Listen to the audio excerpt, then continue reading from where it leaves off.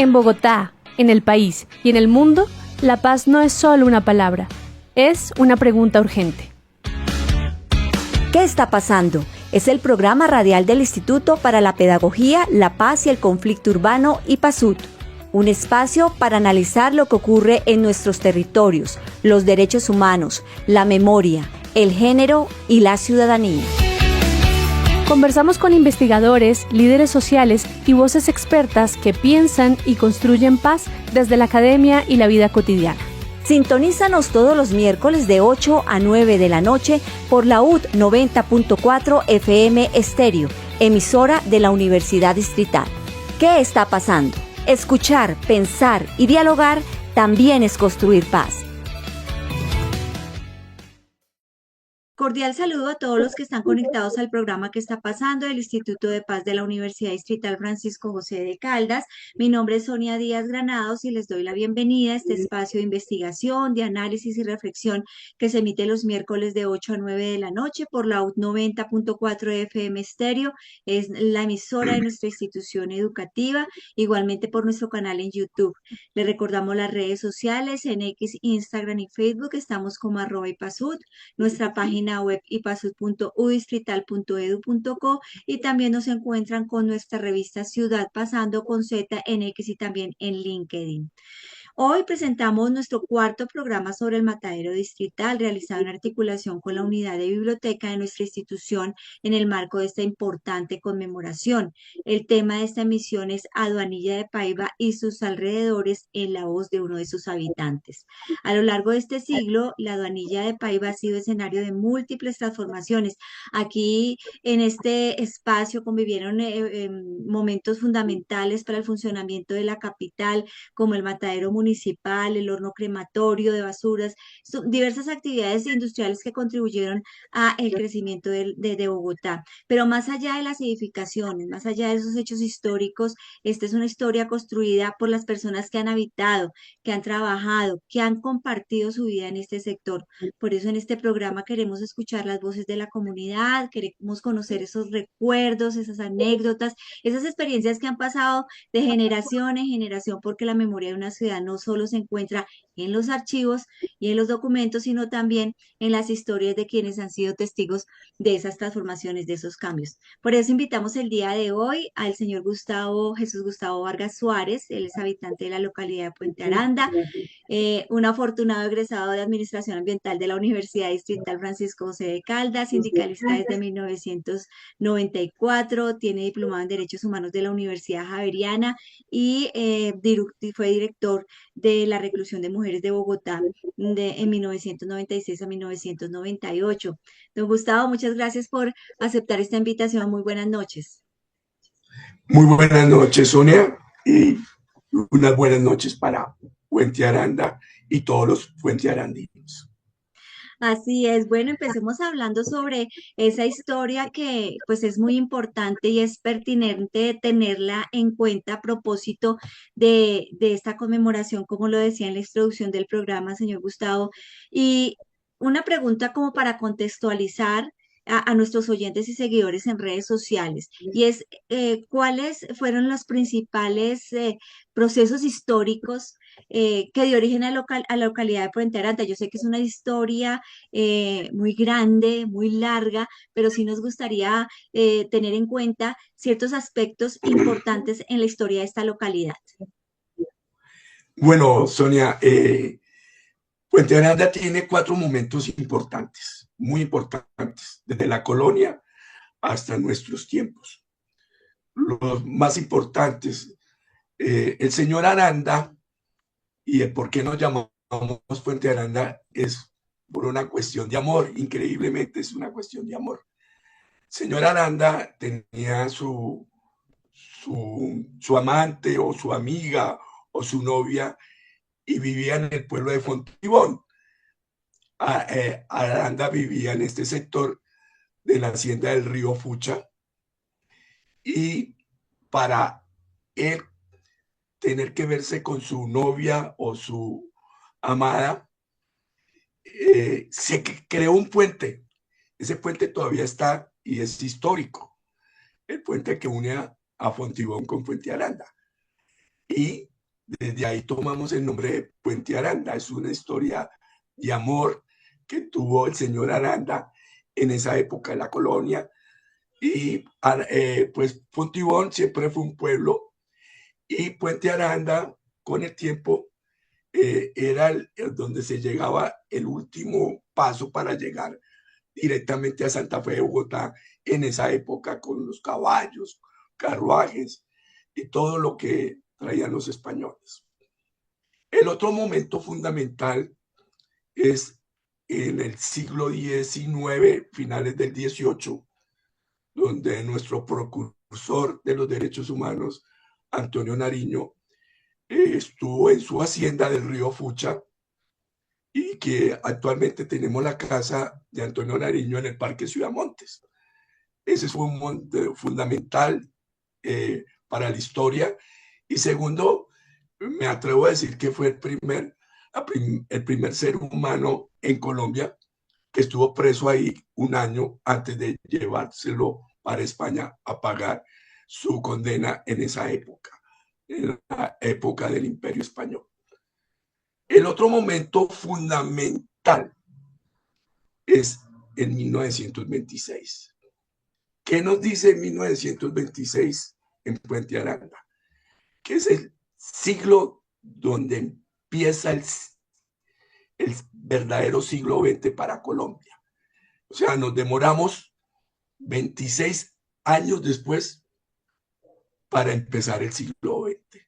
¿Por qué? Porque siglo XIX y hasta el siglo XX se caracterizó Colombia fue por sus guerras civiles de dos partidos políticos, tanto el liberal como el conservador, y la democracia la definían eran los republicanos. La última guerra civil que reconocieron fuera la de los 1000 días, pero el siglo XX para mí tuvo más guerras civiles, pero no fueron capaces de reconocerlas como guerras civiles. Pero sí nos matamos los colombianos por un trapo rojo y por un trapo azul. Momento fundamental, ese es el tercero. Y el cuarto y el último, y que es fundamental, donde se caracteriza un país político, social y económico, es en el año 54, cuando el generalísimo Rojas Pinilla toma el poder.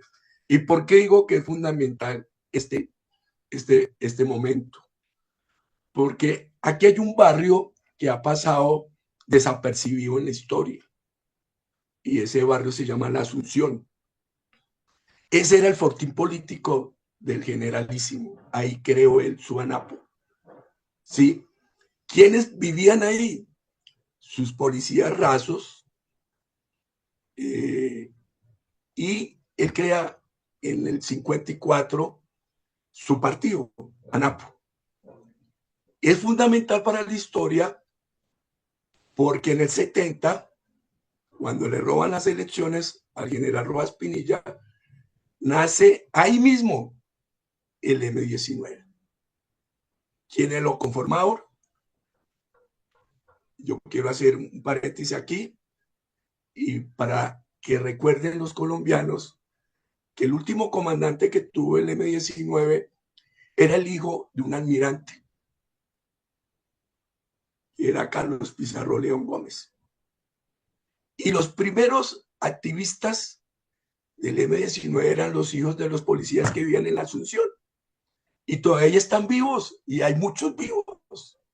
Y hay uno que debería, y la universidad o alguno de los investigadores de la Universidad Distrital, hacerle una nota periodística, que es el concejal José Cuesta Novoa.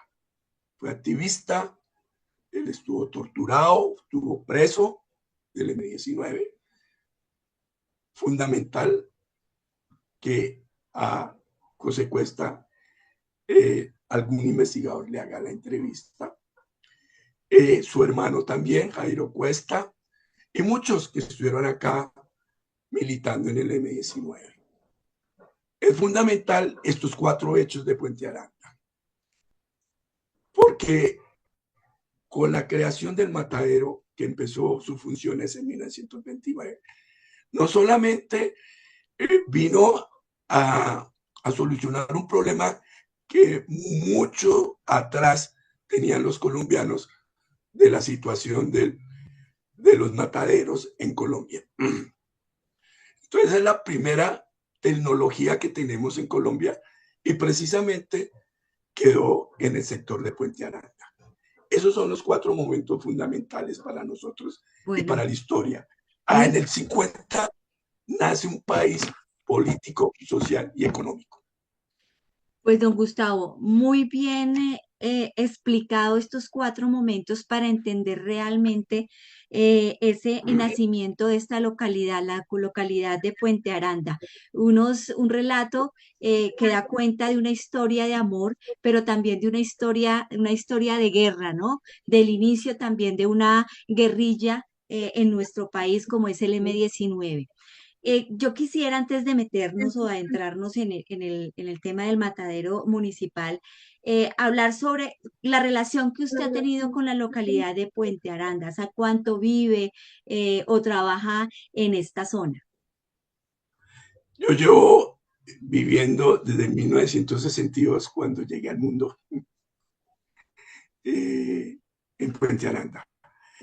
Puente Aranda actualmente son 56 barrios, 286.000 habitantes, una JAL de 11 diles, 50 juntas de acción comunales.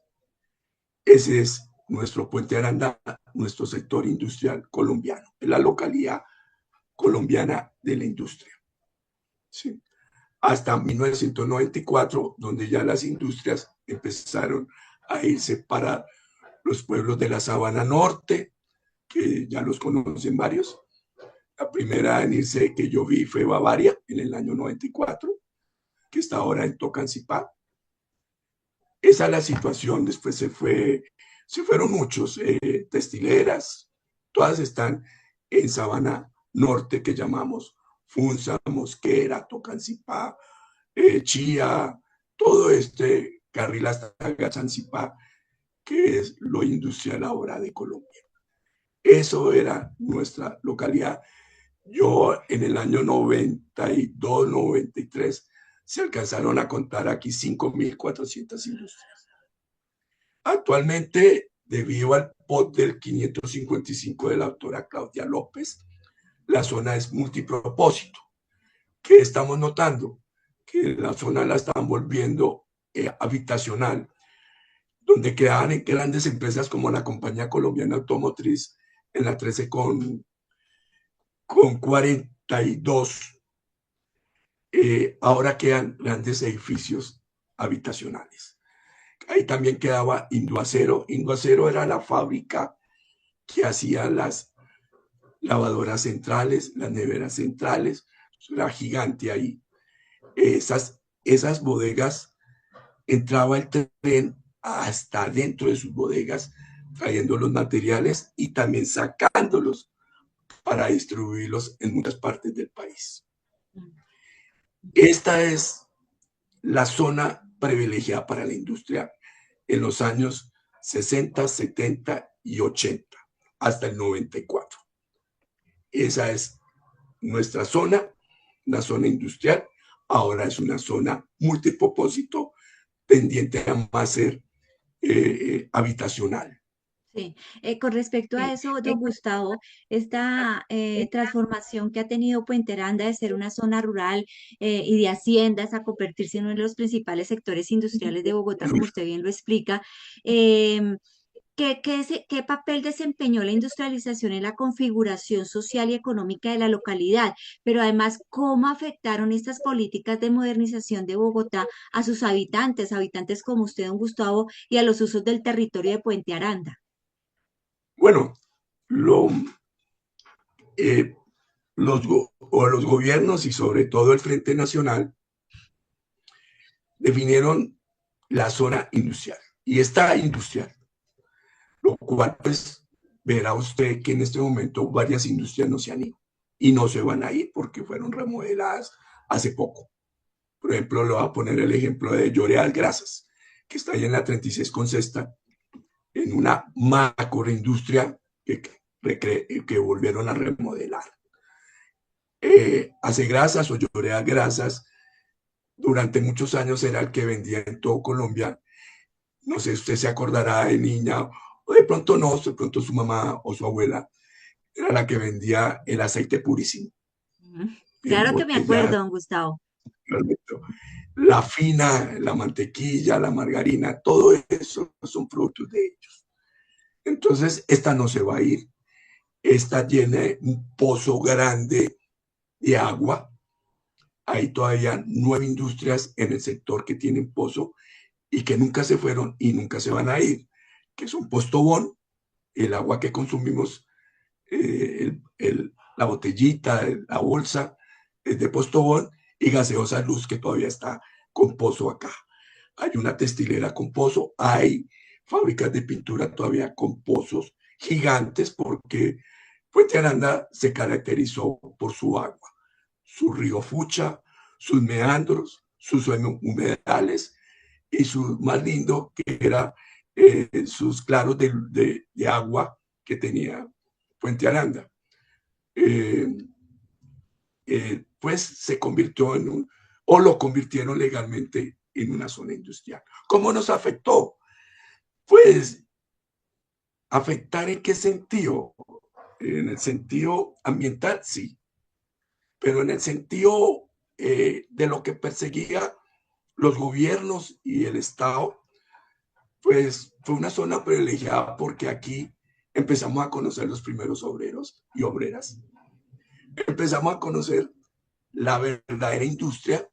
Imagínense, ya llevábamos, ya para 1929, ya 20 años de retraso del siglo XX, porque veníamos de solo guerras, de solo violencia. Entonces, ¿en qué sentido nos vemos favorecidos? Que nace es un país político, social y económico en Puente Aranda. Y lo ambiental sí fue fatal para nosotros, mucha polución, los molinos y todavía solo queda uno, visto que solo queda uno, que es Molino Apolo, eh, tenía mucha polución, mucha partícula en el aire. Y eran varios, estaban casi ubicados todos sobre la 36, cerca aquí del matadero, el 36 con 13, usted lo puede ir, ahí queda ese molino, se llama Alimentos Apolo, todavía queda ahí está, es el único que queda de como 30 que conocí, Mazapán, Ricaurte, muchos tenían molinos por esa 36. Esa era la calle de los molinos, pero una polución increíble. Después vienen muchas fábricas que lanzaban al aire polución particulado. Era una zona muy difícil para vivir y no recomendable, pero como todo en Colombia, una cosa trae lo otro. A traerse la industria, pues traen los obreros, y los obreros tienen que vivir cerca, porque esta industria que nos tocó es de las 24 horas, y todavía es de las 24 horas. Usted puede ir a Bayer, trabajan las 24 horas, colombiana nacional de chocolates, todavía 24 horas, y muchas así todavía trabajan las 24 horas completas. Entonces, ruido era intenso, polución y otras cosas, porque vinieron también industrias químicas.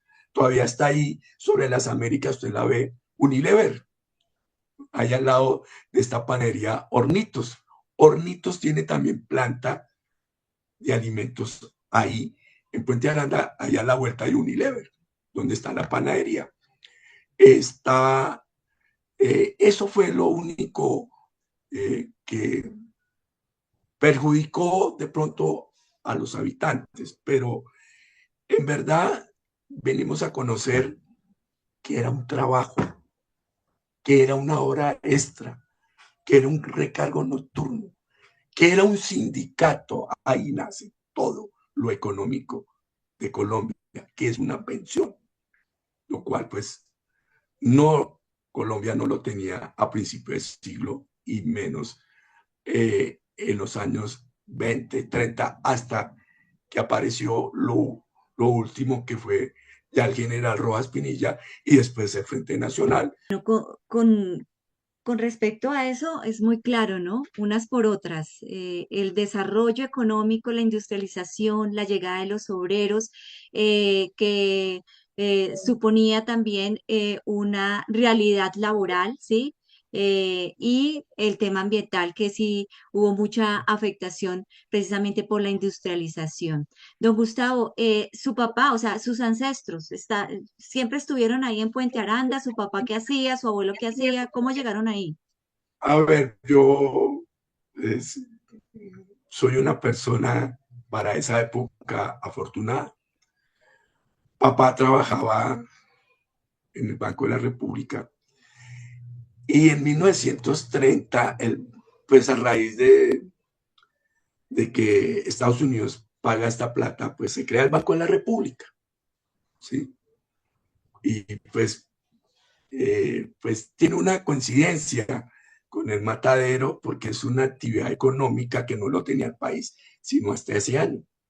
Nace el banco emisor colombiano con el edificio que está ahí en la séptima con 13 y su bodega donde hacían las monedas la tiene usted ahí a 4 cuadras de Paiva, ahí está, Sí. exactamente, todavía la tiene el Que Banco de la para República. muchos, que para muchos es un edificio horrible, pero es un Sí, sí, edificio una emblemático. bodega, papá me llevaba en los años 67, 68, porque trabajaba ahí. Eso es una historia bonita, porque en esa época, para trabajar en el Banco de la República, además de tener una influencia política, no era como ahora ser un funcionario público. Se empezaba casi lavando pisos, mensajero. Papá escaló hasta la cartera de extranjería. Pero papá le tocó ahí trabajar y entonces él ubicó una casita ahí en Trinidad, que fue el primer barrio que yo conocí de niño. Él me llevaba ahí a la 13 con 33. Sí, eso está como a 2 cuadras de Paiva, a esa bodega. Y yo veía desde niño, ahí hacían monedas. Quemaban los billetes, ellos también tenían un horno que quemaban los billetes porque el papel moneda Colombia lo compraba a Inglaterra. Era un papel muy fino de unos billetes, yo no sé si de pronto su abuelo o su papá le dejó algún billete de peso o las Claro. monedas de centavo, de 5 centavos.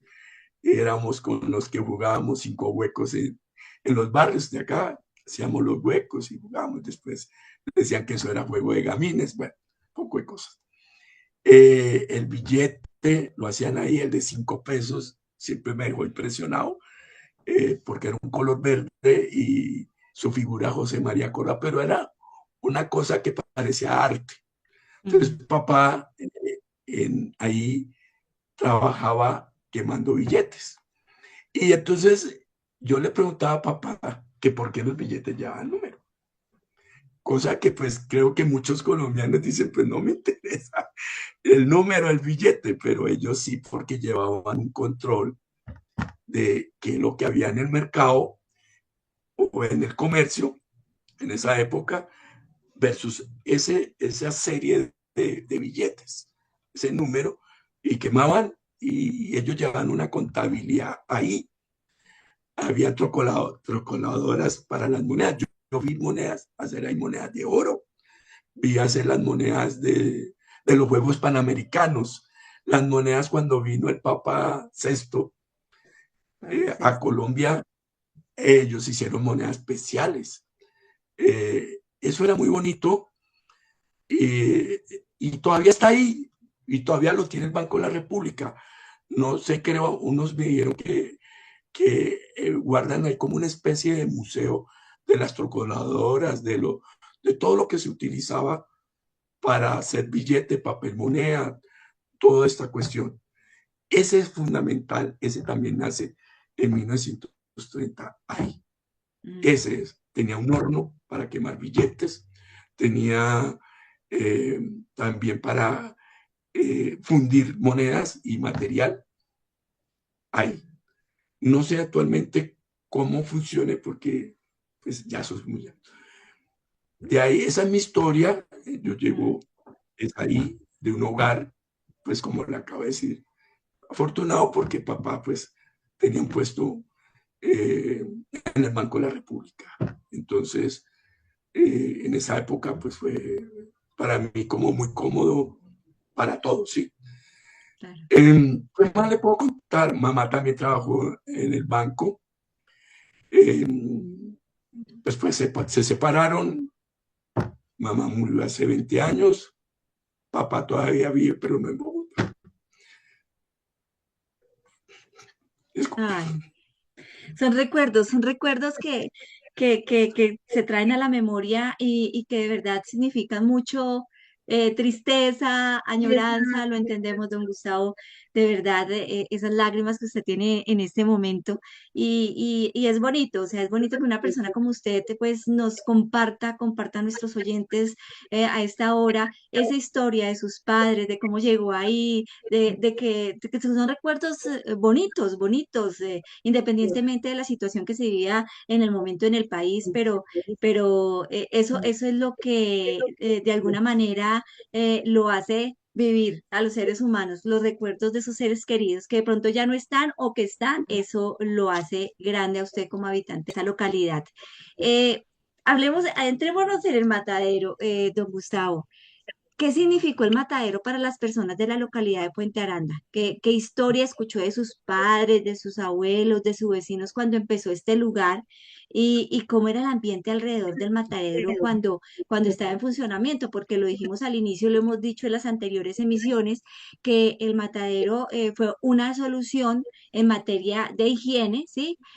Para el sacrificio de las reses, para que los bogotanos pudieran alimentarse o tener seguridad al consumir este alimento. Igualmente, pues hizo parte de la industrialización, del desarrollo también de Bogotá y del manejo de basuras en la ciudad. Pero para ustedes como habitantes, ¿qué significó el matadero para las personas de la localidad? bueno, el matadero significó dos cosas. El problema de higiene que usted dijo, que lo arrastró casi todo el siglo XIX, y lo cual los republicanos se empeñaron en dar una solución, pero no la pudieron dar. ¿Hasta cuándo se viene a la solución? Ya creo que era el gobierno del general Pedro Nelo Espina, 1926, 1930. Ahí, y con los dineros que entraron del canal de Panamá o de la pérdida de Panamá, pues se puede decir que es el primer elemento industrial que tiene Puente Aranda. Entonces, solucionan un problema de higiene que traía no solamente la ciudad, lo vivía todo Colombia. Cómo se consumían sus carnes. Muchas veces uno ve que en restaurantes le ofrecen a uno carne oreada, es que llaman. Mm. Se salaba la carne y, bueno, no había refrigeración, no había nada de esta situación. Ya aparece la primera tecnología en 1929. Segundo, la parte económica, sí, como todo en Colombia, haciendo un aeropuerto y todos quieren vivir ahí cerca. Quieren vivir cerca del río, quieren vivir cerca a ciertas cosas que económicamente el habitante colombiano lo ve muy probable. Y aquí también pasó lo mismo, se creó el matadero. Al crearse el matadero, pues montaron restauranticos, cuestiones así como plaza de mercado. Era muy tradicional el caldo de raíz, el caldo ¿cómo es que llama? De creadillas, o sea, del miembro del toro, las creadillas del toro. Allí hacían unos caldos espectaculares. Se comía, en esa época se llamaba jeta, carranga, ahora lo conocemos con el nombre de pelanga. ¿Qué había ahí? Sí, o sea, veníamos o siempre hemos sido agrarios y ganaderos, ¿sí? Entonces, ahí llegaba todo el ganado que se sacrificaba para Bogotá y sus alrededores, ¿sí? Aunque, pues, si usted ve bien la historia, fincas todavía sacrificaban, pueblos sacrificaban, pero ya se volvió como la bolsa económica de un país, porque no es de una localidad, es de un país. Su primera industria, se puede decir. Entonces, tiene un movimiento económico. Yo me acuerdo que para los bogotanos era sagrado ir el lunes, sagrado, el lunes al cementerio central. Y a la salida o a la entrada de ese lunes se cuadraban varias señoras con unas ollas de aluminio grandes a vender el producto de jeta, callo, todo eso, que ellas lo manejaban con un color rojo, que era el color, el condimento, y eso se veía ahí, y salíamos del cementerio y todos íbamos a comprar eso, hasta rellena ahí, todos los lunes, porque Bogotá era una ciudad en esa época muy religiosa, muy católica. Y el lunes, papá, mamá, abuelos, todos íbamos al cementerio a pedirle a las almas benditas. Yo me acuerdo que mamá le rezaba mucho a Salomé, papá le hablaba al oído a Jacob, que todavía está ahí. No sé si ahí, sí. Salomé creo que todavía está ahí. Y ese era un ritual de los bogotanos en esa época. Y esos productos los llevaban de ahí, del matadero. Y había casas ahí, pues, no muy bonitas ni nada de eso, sino como estilo plaza de esos años 60, donde se preparaba ese producto y el lunes las señoras los vendían allá afuera del cementerio. Eso era muy famoso. No sé si quedaran fotos de esa época de los 60 y 70, donde en el cementerio se veía esa situación. Esa fue una actividad económica grande para Puente Aranda, y todos los que llegaban, migrantes, todos obreros, todos los que llegaban a consumir. Vimos los primeros restaurantes, como dijéramos hoy, como un corrientazo, ¿sí me entiende? Pero más como ligera, más simple, más sencillo, ¿sí? La gente venía del campo, todavía estábamos. Otra cosa que se caracterizaba a Bogotá, pues yo no lo diría que era oscuro, pero sí era como opaco. Nuestros padres, nuestros abuelos, eh, por el clima, utilizaban vestidos, chalecos, camisa, camiseta, bufanda, gorros, y eran oscuros, eran de color gris, café, Muy elegante. negro, elegantes, sí, porque a mí me contaba el abuelo que después del 9 de abril de 1948 cambió el bogotano su forma de vestir, porque cuando usted se da cuenta de la historia, por toda la séptima, la forma de vestir era las peleterías de cuero, pero después del 9 de abril de 48 empezamos a ver el famoso payo inglés, que era pesado, ¿sí? Pero ellos se ponían eso por el frío, ¿sí? Su bufanda, su gabardina, su paraguas, su gorro, su sombrero. Eso, ahí creo que todavía queda una ahí por la 8ª con 11, Barbicio, donde todos los abuelos y padres de familia iban a comprar sus gorros, sus boinas y sus sombreros, ¿sí? Ahí todavía la veo a veces cuando paso. Esa era eso. Y los carros, los taxis, yo me acuerdo mucho de los taxis. Eran grandes, Ford Mercury, eran grandes. Había una marca que habían traído de la Unión Soviética en esa época, que fue camioneta taxi, también grande. Entonces todo esto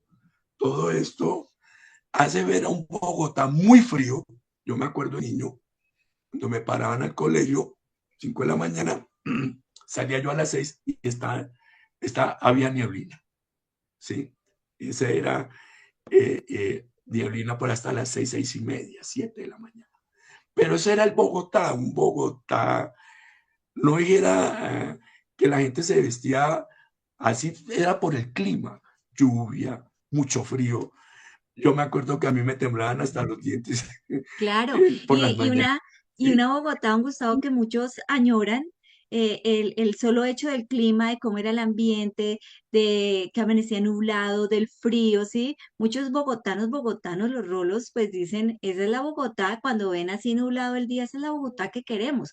Pero esto con el cambio de clima, ya vemos un sol, unas veces unos aguaceros, otras veces como vimos el día de hoy, sol, en fin. Entonces, esos cambios y todos esos factores, cómo influyen en la vida de la ciudad, de Bogotá, de las mismas localidades como la localidad de Puente Aranda, esas historias alrededor también del Matadero, ¿no? Todo confluye ahí, pero todo también sale como una serie de aspectos que hay que tener en cuenta en la vida diaria, en el día a día de las personas en ese momento cuando se creó el Matadero municipal, y ya transformado hoy en una biblioteca, en la biblioteca de la Universidad Distrital Francisco José de Caldas, que eso es un cambio, digamos, para muchas personas abrupto, de ser un matadero de sacrificio de reses a ser una biblioteca, un espacio de cultura, un espacio de arte, un espacio de lectura, de academia. ¿Qué importancia, don Gustavo, tuvo precisamente la avenida de Paiva para ustedes como habitantes? Esta... em, como posesión, digámoslo así, de la Universidad Distrital, ¿sí? Ese cambio tan abrupto que hubo de sacrificio, como decía, a cultura. A ver, mira, yo como puente arandino eh, eh, quiero dejarlo muy claro. Los gobiernos, pues sí, no son lo que quiere el pueblo, pero en este caso, pues esto era una zona muy alejada de lo que lo conocíamos Bogotá, ¿sí? Ya del centro, ¿sí? Actualmente, pues, es una zona céntrica, pero en esa época era alejada. La industrialización, pues, quedó en una zona pues, que casi no habían bogotanos, creo, porque lo que había era una hacienda, ¿sí? ¿Sí? Bueno, en ese sentido, creo que o por cuestiones de azar, Puente Aranda quedó con la zona industrial. Una cuestión donde decían, me imagino los gobiernos, sus ministros, sus institutos, no, eso tiene que quedar fuera, lo más lejos de Bogotá, sí, para la época era lo más lejos. Y yo leyendo la historia, cuando se crea el Panóptico de Bogotá, era lo más lejos de allá de la ciudad del verdadero Santa Fe. Y el Panóptico está en la séptima con 32. En 1863 se creó como penitenciaría de Cundinamarca y después se quedó Panóptico hasta 1948, que ya lo pasó a coger el Museo Nacional, ¿correcto? Entonces, uno ve como una complejidad de que, pues yo no voy a decir que se hicieron bien las cosas, pero las hicieron. Y en un territorio supuestamente alejado, donde el habitacional no lo existía, pero ya después que llegaron las industrias, ya empezamos los primeros habitantes a conocer este sector, ¿sí? O sea, quedó industrial y no, y nadie debe arrepentirse como Puente Arandino de eso. Puente Aranda se conoce en todo Bogotá y en todo Colombia por ser la localidad industrial, ¿sí? Lógico que el desastre ambiental fue muy grande y todavía lo sigue siendo. Pero eso es un orgullo de nosotros los puentearandinos. Aquí nació un país político, social y económico. Eso es lo más importante. ¿Qué más me acuerdo? En ese Paiva, en ese matadero, yo empecé a conocer los primeros borrachos de niño. Entonces eran, mira, increíblemente, a uno le venden que Bavaria nació en el siglo XX a principio. Sí, pudo el señor Kopp traer su fórmula y todo eso, pero no era una cosa perfecta. Entonces, yo conocí los bogotanos consumiendo chicha. En barrios como La Pradera habían chicherías, En Paiva había chichería. Y para la época 60-70, el consumo principal para los borrachos era el famoso licor llamado néctar, el aguardiente néctar. Se consumía solamente eso. Y tenía sentido. Primero, pues la cerveza no había calado entre los bogotanos. Nosotros o las personas del pueblo utilizaban ruanas, ahí yo vi los primeros enruanados. Y ese era el consumo de esas pequeñas tiendas o como le quieran llamar, era aguardiente y ya el que después quería como consumir algo más fuerte, chicha. La vendían por totubos. Pero eso sí, el golpe era tenaz porque la chicha en esa época era muy dura, pero efectiva para un borracho. Lo dejaba uno en la nota. Sí, era un knockout. Ese era el Bogotá que yo conocí 60 y 70. Después viene un licor que lo trae la industria licorera de Cundinamarca, que queda ahí a 2, 3 cuadras también de Paiva. ¿Sí? Ahí quedaba la industria licorera de Cundinamarca, donde hacían su famoso aguardiente néctar. Ellos traen un licor que se llama brandy en los años 70. Y Pedro Domé ya traía brandy Pedro Domé, que también está ahí sobre las Américas. No sé si usted lo ha visto, una casa muy bonita, grandota, ahí después de Motoriza, ¿sí? Por todas las Américas. Entonces vino la competencia del brandy. Entonces ya a usted por la mañana le dan un tintico y una copita, le echaban al tintico una pizca de brandy. A los niños nos daban de noche para poder dormir un pocillito de leche caliente con una copita de brandy para poder dormir. Y había mujeres que se bañaban con leche y brandy para no sé qué cuestiones de alguna enfermedad, no me acuerdo bien, pero eso era lo que se consumía para los borrachos. Y eso era impresionante ver cómo se consumía el aguardiente de esa época. Y la chicha. Ya después, ya casi hacia los 80, pues ya toma un ritmo grande la cervecería. Pero eso era lo que se consumía en esa época. Y en los Eh, alrededores de este espacio tan importante como es el ahora la espacio, es Aduanilla que de Paiva. la licorera está ya a 2 metros Claro, de claro. nosotros, del matadero. ¿Ustedes sí pensaron que Esa iba a era haber una biblioteca ahí en ese sitio del Matadero donde se realizaban estas actividades, donde la gente consumía el licor, donde comía su corrientazo, su pelanga, todo eso? ¿Ustedes sí creían que este espacio, no digo recuperado, porque en cada momento tuvo su función, una función importante, sino un espacio de libros, de letras? No, no. Nosotros los puentearandinos y las puentearandinas siempre supimos que esto era una zona industrial. Siempre, siempre. Aquí se hacía de todo. Ahora que me acuerdo, había una fábrica grande donde todas las niñas de los años 60 y 70 y parte del 80 querían tener ese muñeco. Era una fábrica grande que estaba ahí sobre las Américas, llegando casi a las 68, que era la Fábrica Nacional de Muñecos.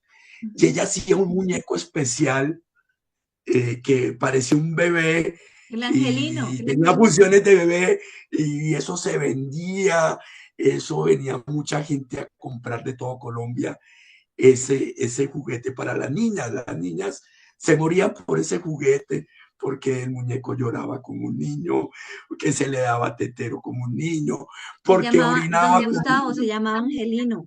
Yo me el acuerdo, Don Gustavo. angelino, correcto, sí, señor. Sí, yo Veo lo que usted tuve, sí yo tuvo lo un tuve. angelino. Veo que usted sí tuvo un angelino.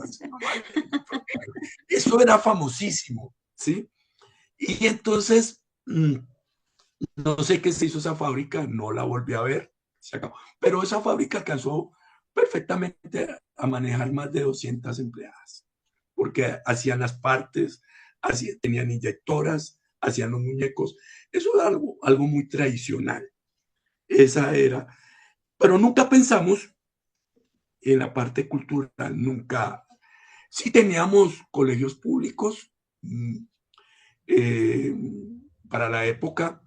Para la época, lo que se mandaba en la educación eran los colegios públicos. Me acuerdo que todos los bachilleres de la época de los 70 nos peleamos para entrar a 2, 3 colegios públicos. Uno que queda ahí, que está en la 68, allá abajito de la 13, que era el Nicolás Esguerra, que todavía está.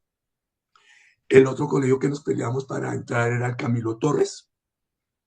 Y había otro que creo que lo manejaban monjas, pero para las muchachas que quedaba aquí en el San Antonio, creo que era la Montessori o la Merced, no me acuerdo, que era que las muchachas se peleaban para entrar porque ahí terminaban como normalistas, creo que era que terminaban, sí, o sea, salían a dictar clases como profesoras o profesores. Bueno, eso era la década cultural de nosotros. ¿Qué más podíamos ver acá de cultura? Pues no sé si esto, el que lo va a comentar, pues lo tomaremos como cultura. En los años 50 y 60 aparece un deporte que fue muy famoso hasta finales de los años 70 en la localidad. Yo a veces paso ahí y volteo y miro, ahí entre las 50 y 60 y Américas, veo ahí una bodega que duró casi 30 años ahí, era el espectáculo de la lucha libre. Ese era, y esa bodega queda al lado de la fábrica, qué linda, que siempre estuvo ahí, que era la que hacía ¿cómo es que llaman? Los vestidos de baño para mujer y para hombre. Todavía está ahí, lleva muchos años, ¿sí? Qué linda se llama. Al lado quedaba el kiosco de la lucha libre. Usted pasaba en un bus, en un taxi, en su carro, y se veía ahí el cuadrilátero, se veía todo, porque era un espectáculo, así como lo decía, libre, o sea, usted lo veía desde afuera, ¿sí? Todo era de madera. Ese era uno, se identificaba Puente Aranda por él. Exactamente eso que da al frente, lo que era hoy, o lo que es hoy, la bodega de la Roche, que lo tiene la Unidad Nacional de Protección ahora. Ahí Roche fue una de las primeras empresas que llegó al sector con sus medicamentos directamente de Francia. Después, pues, en los años 80, la Roche ya no hacía aquí ningún medicamento, todo lo traen de Brasil, solamente dejaron la bodega para distribuir y ahora lo tiene la UNP, que la arrendaron hace 2 o 3 años, creo. Ese espectáculo que en todo el frente de esa bodega, ¿sí? De ahí todas las Américas, llegando a las 50. Ese era uno de los espectáculos. El otro espectáculo que teníamos de diversión, no sé si lo podemos pasar por cultura, el de la lucha libre, era que nosotros siempre, estos barrios, sobre todo los Pradera, Galán, el Trinidad y parte de San Rafael, veíamos siempre hacia el lado de la 68 con tercera hacia abajo, los muros del hipódromo de techo que fue muy famoso en los años 50, 60, 70, hasta el año 87. Porque allí se creaba un juego de apuestas que era el 5 y 6 y que era parte del consumo de la canasta colombiana en todo el país. Era una diversión, no sé si la podemos tomar como cultura. La mayoría de los jinetes vivían entre el Trinidad, el Galán, el San Rafael, y este hipódromo se acabó en el año 87. Tristemente fue un juego o una actividad, unos decían que era deportiva, cultural, recreativa, que alimentó a Colombia durante estos años. Y era muy famoso. El otro juego que existió, pero después lo quitaron en los 70, era el famoso Totogal que jugaba con los equipos de fútbol de la época, ¿sí? Se presentaron muchos problemas con ese también. Ese era lo otro que se jugaba acá. Y era, se puede decir que era lo cultural. ¿Qué más vemos acá? Aquí llega de todas partes de Colombia. Llegan gitanos, llegan indígenas, llegan población afro, palenquera, mucho campesino porque venía de vivirse la época de la violencia que cobardemente Colombia no las reconoció como guerras civiles porque se mataban entre dos partidos, dos trapos, uno rojo y uno azul. El ADN colombiano es trazado obligatoriamente por uno de esos dos, hasta nuestras épocas, y eternamente seremos marcados por esa situación liberal y conservadora y católica, aunque pues ahorita pues el constituyente del 91 permitió que entraran otros ritos religiosos o como le quieran llamar otras religiones, pero el colombiano y Puente Aranda lo vivió y es católico con sus iglesias. ¿Qué queda de lo cultural ambiental? Pues que tenemos 265 parques, uno muy famoso, usted lo debe conocer, el Parque Ciudad Montes. Entonces dice usted, pero 56 barrios, 265 parques, sí, los tenemos contados.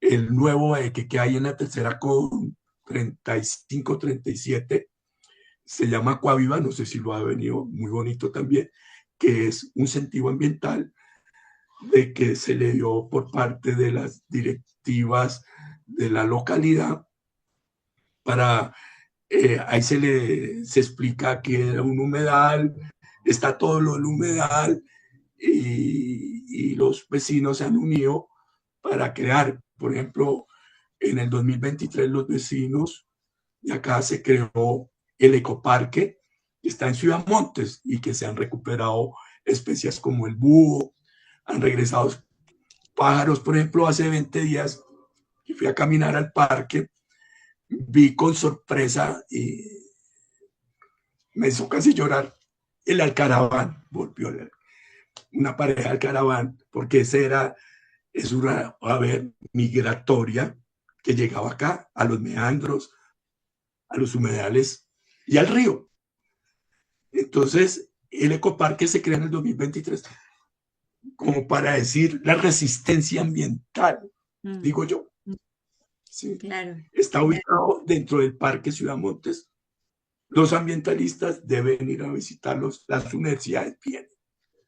Fue una creación de los vecinos, de la señora Ángela Verdugo, del señor Rafael Chaparro, mi esposa, y todos los que tenemos como 65, 70, que ya estamos pensionados, que fuimos, unos fueron funcionarios públicos, jueces, muchas cuestiones de estas. Entonces, eso nos revitaliza de que, además de la Casa de Nariño, donde nos reunimos, se creó el ecoparque y quiero que lo visiten.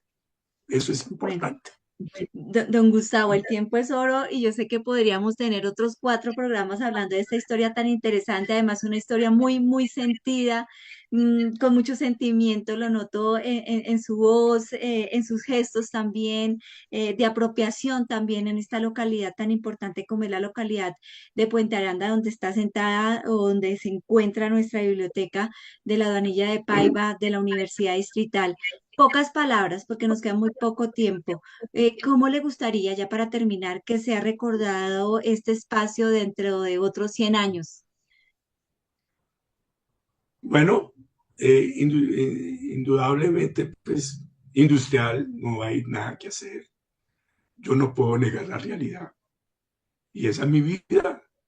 Vivimos en un monstruo industrial que le dio desarrollo a un país, a una nación, porque aquí nace todo, ¿sí? Entonces, nace una vía política, nace una vía social y una vía económica. Esa es Puente Aranda, industrial. Lo recordaré siempre así. Industrial. Y con ese toque académico también, oye, ese toque cultural como es la biblioteca. Eso es lo que le toca a los académicos, dejar la historia, el presente y el futuro, lo cual siempre me ha gustado el presente y el futuro porque como hombre habitacional de un sector industrial, siempre vamos a estar de acuerdo con todo lo que se viene ideológicamente progresista, digo yo, o de avanzada en la situación de las industrias, del trabajo, de las maquinarias, porque conocimos aquí unas maquinarias increíbles, y siempre va a ser lo mío hacia adelante. Bienvenido Sí. la tecnología, bienvenido el desarrollo, pues aunque no la quieren volver habitacional, pues también bienvenidos porque necesitamos también seres humanos para que desarrollen más cosas. Bueno, Y eso es lo que debe hacer la universidad en Paipa. Aunque me claro dicen que que va a sí. quedar la Facultad de Arte y Cultura, y Ah, creo que hay sí, otro lote para la 13 que también es de la universidad. Espero que traigan alguna facultad que tenga que ver con la industria. claro. Gracias por este. No, pues, don Gustavo, a usted hemos recordado un lugar donde convergieron el trabajo, la industria, la salud pública, en la vida cotidiana de miles de personas que construyeron con su esfuerzo y sus historias la identidad y pues de este sector de la ciudad, como es la historia de don Jesús Gustavo Vargas. La conmemoración de estos 100 años nos invita a valorar el patrimonio inmaterial de Paiva, a reconocer la memoria de sus habitantes, de sus trabajadores, a comprender esa historia de Bogotá que también se escribe desde los barrios, desde sus comunidades, desde sus espacios de encuentro. Agradecemos a nuestro invitado, al señor Jesús Gustavo Vargas Suárez, al compartir esos recuerdos, esas experiencias, también esas reflexiones, don Gustavo, que nos ha dejado. Su voz ha sido fundamental para mantener viva la memoria de este territorio y para que las nuevas generaciones conozcan y valoren su legado, que esta celebración sea también una oportunidad para seguir fortaleciendo los lazos entre comunidad, entre patrimonio, entre cultura y para continuar pues construyendo esta ciudad que reconoce su pasado por parte esencial pues, de su futuro. Muchas gracias, don Gustavo. Muchas gracias, Puente Aranda. Muchas gracias, Universidad Extra.